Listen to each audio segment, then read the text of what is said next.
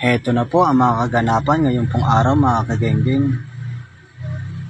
Ayan na po at nakabili na po ang opisina ng bagong rotor.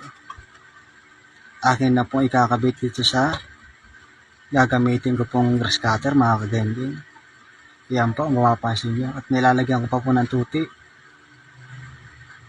Para pag ikot po niya at hindi po masyadong maganit mga kagengging. Ayan po siya.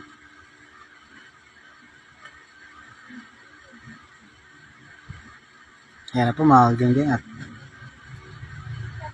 naikabit ko na po yung rotor. Pero subukan ko na po kung tatakbo na. Ayan na po. Isang baltak lang po at tumakbo na po yung grass cutter mga kagengging. Ayan na po, makikita nyo po at nag-uusok na.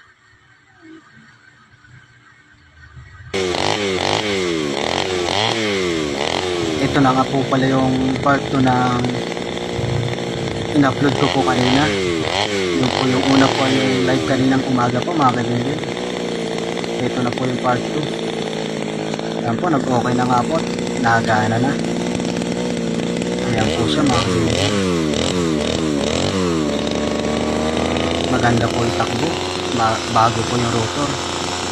Maganda po yung makina.